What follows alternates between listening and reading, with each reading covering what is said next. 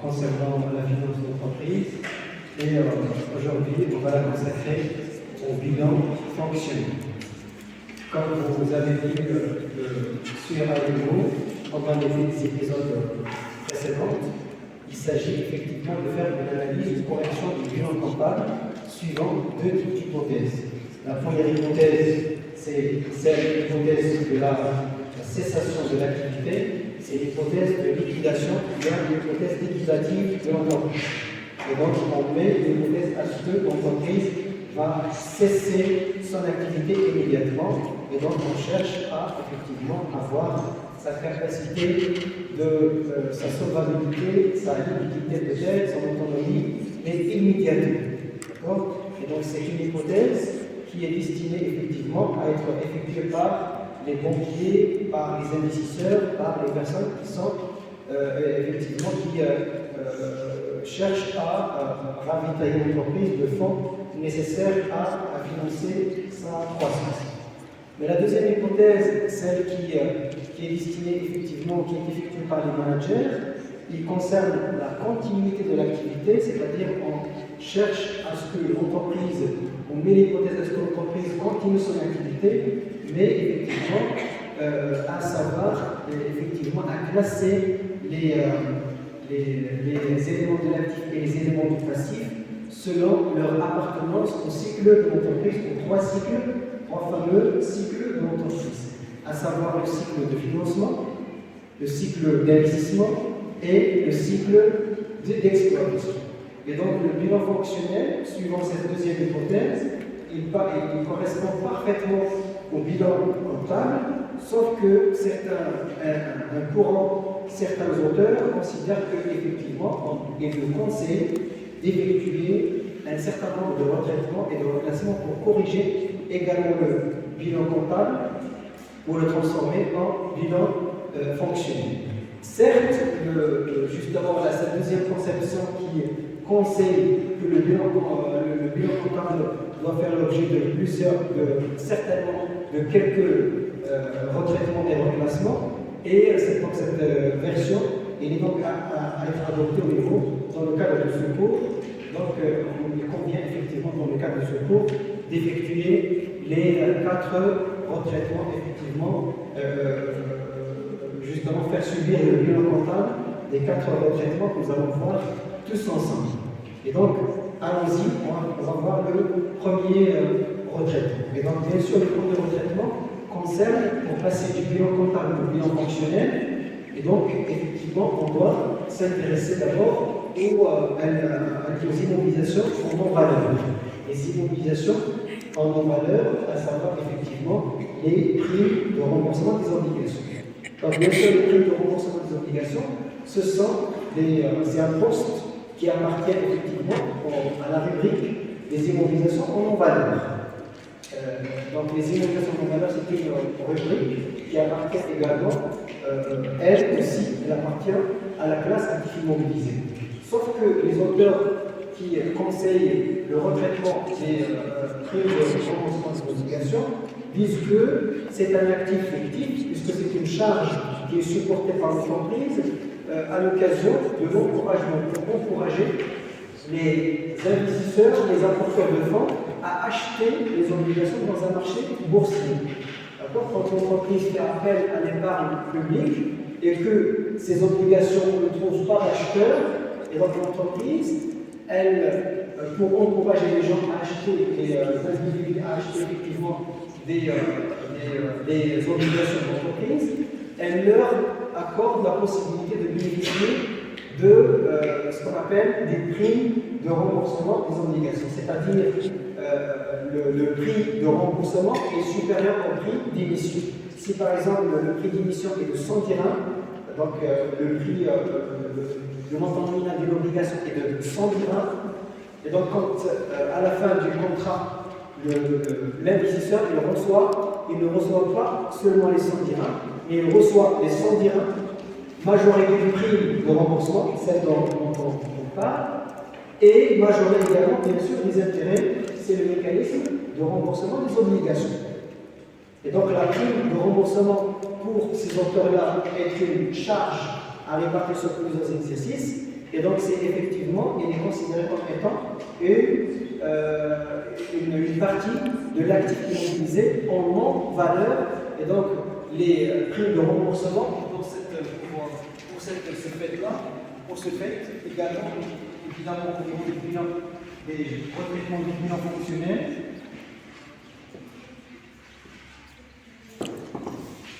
Donc, le premier retraitement, il concerne les primes de remboursement. Les primes de remboursement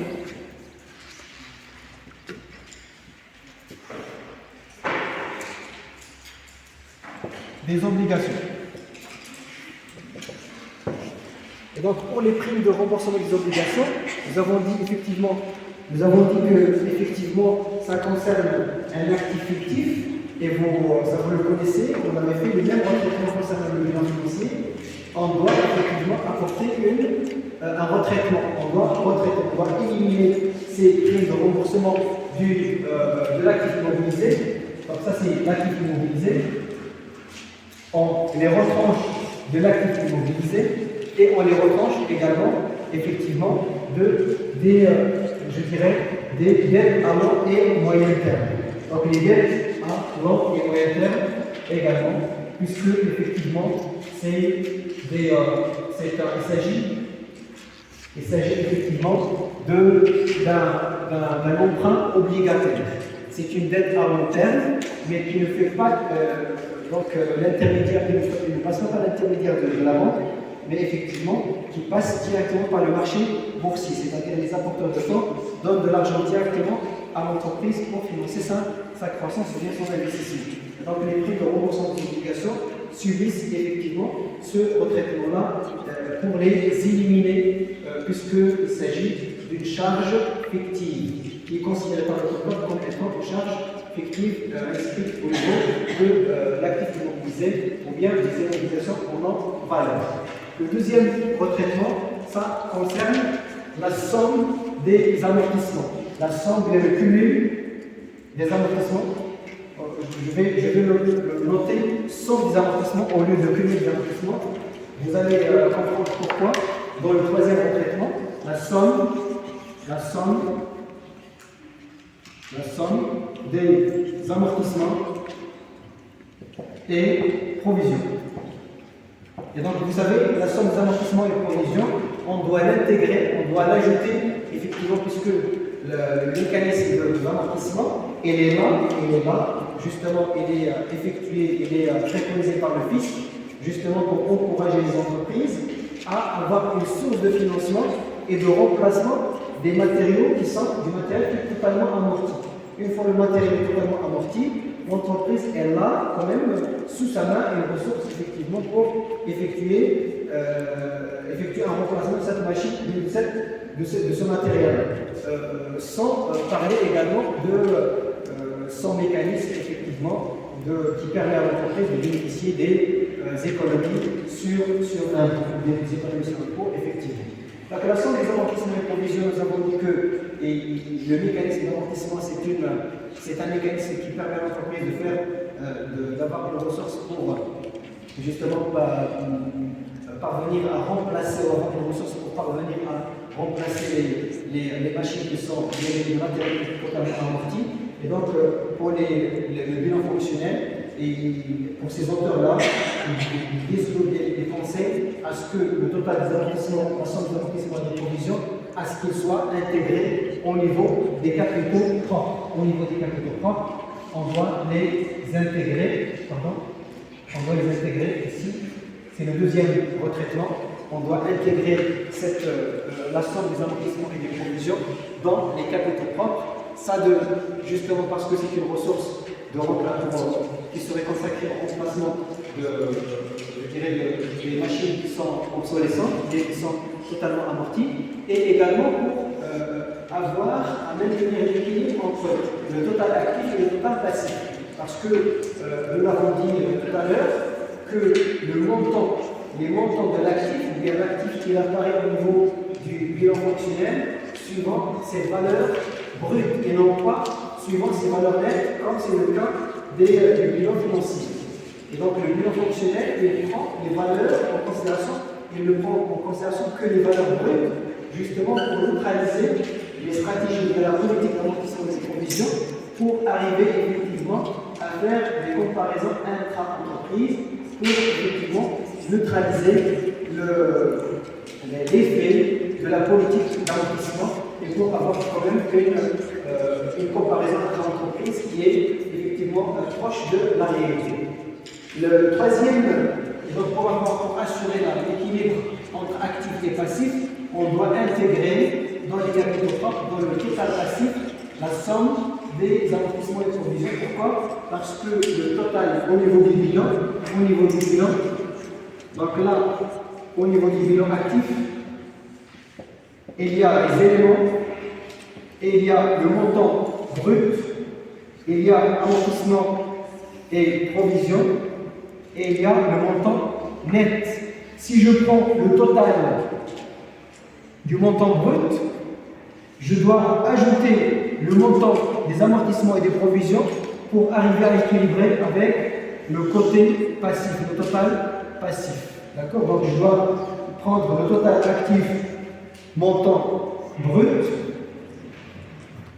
et je dois effectivement ajouter le total des amortissements et des provisions pour effectivement avoir l'égalité entre actifs et passifs. Parce que effectivement le net est égal au montant brut moins amortissement, moins cumul des amortissements. Et donc si je prends le brut, je dois effectivement ajouter les amortissements pour équilibrer entre actifs et passifs. D'accord? Donc on va certainement faire un exercice par la suite pour mieux comprendre ce fait.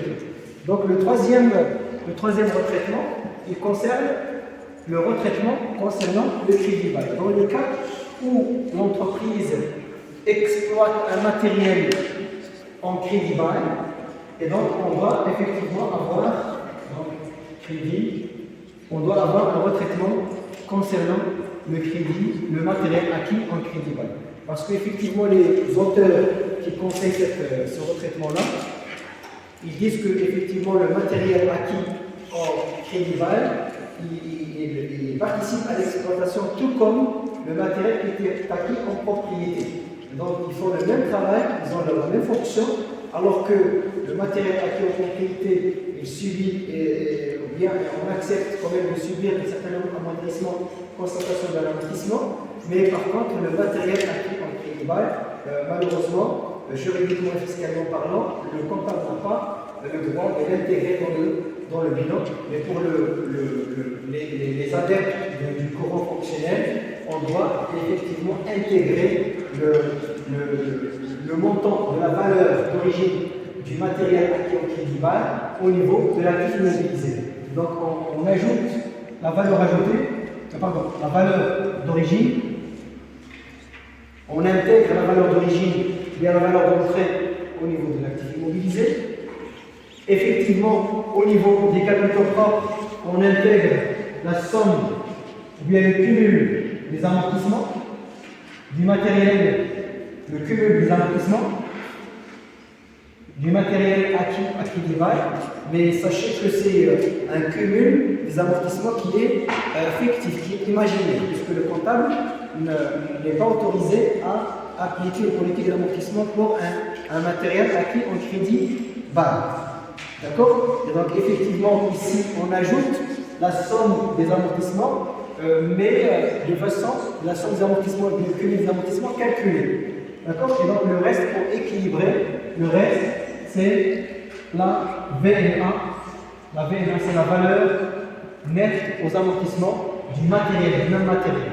Et donc en fin de compte, si je fais la somme des amortissements plus la VNA, j'aurai effectivement la valeur ajoutée. Et donc effectivement, si vous voulez, l'équilibre entre total actif et total passif reste le même, il reste maintenu. D'accord? Le quatrième et le dernier, si vous voulez, pour cet épisode, le quatrième retraitement, c'est celui qui concerne les écarts de conversion.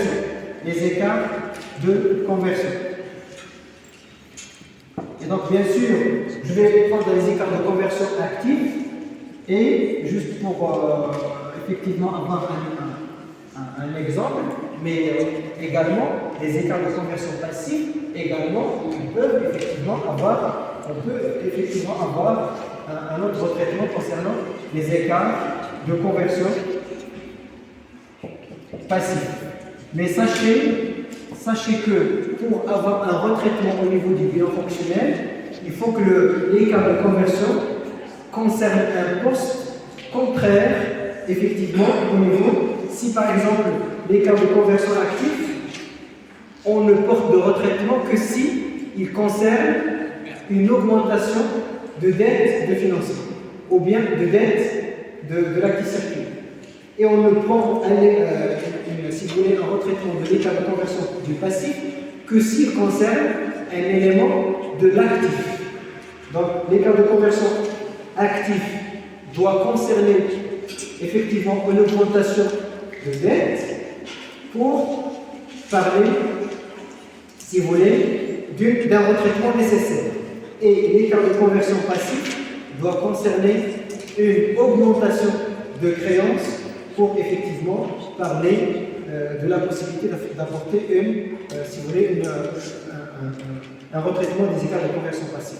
Parce que, rappelons-le, les écarts de conversion actifs et passifs, ils apparaissent dans la comptabilité dans le cas où une entreprise opère à l'international, d'une part, ça vérifie des transactions en devise, et surtout, il effectue des transactions à crédit et que le taux de change varie. D'accord? C'est les trois conditions que nous avons vues tout à l'heure pour effectivement parler d'un écart de conversion actif. Et bien sûr, l'écart de conversion actif, ça correspond à une perte latente, et l'écart de conversion passif, ça correspond à un gain latent. D'accord? Et l'écart de conversion actif qui correspond à une perte, c'est-à-dire qui correspond à une augmentation de dette, là, on va, si vous voulez, éliminer ou bien retrancher l'écart de conversion actif de sa place où il figure en premier lieu, de sa place normale.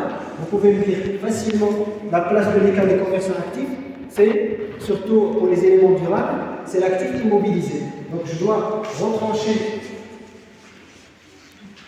l'écart de conversion actif, surtout s'il n'est pas couvert par la provision, je dois le retrancher de l'actif immobilisé, parce que c'est une perte, et je le retranche effectivement des dettes à long et moyen terme.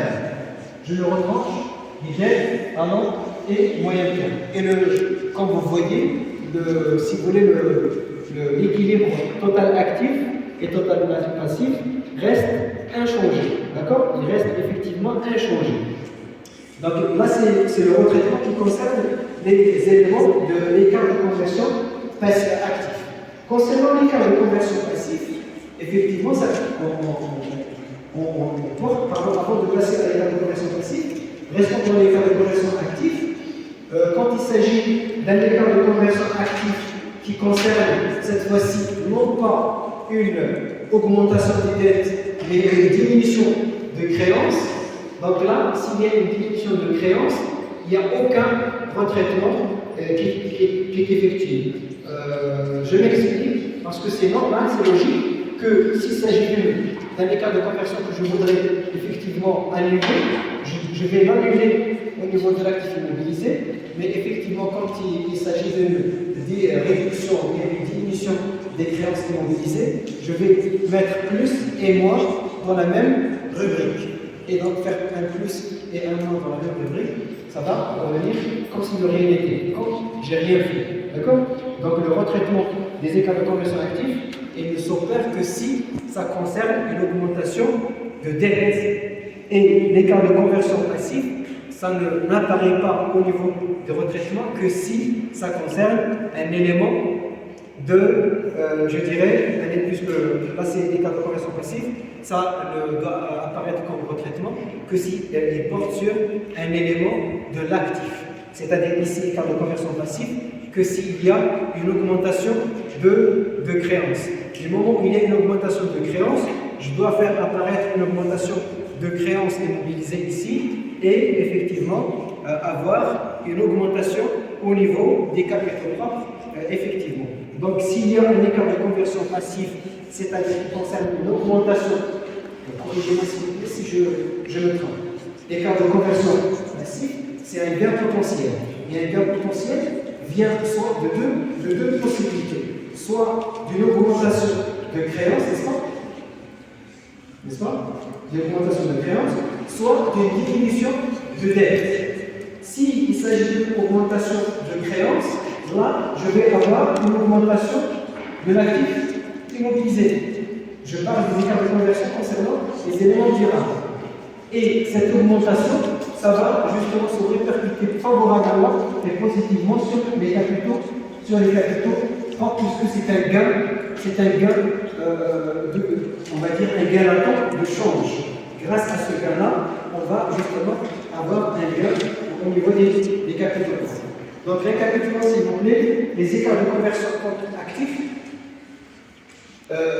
apparaissent comme retraitement, justement, ou bien subissent un retraitement si ils concernent un élément de sens inverse, c'est-à-dire un élément du passif, c'est-à-dire peut-être ici une augmentation de dette.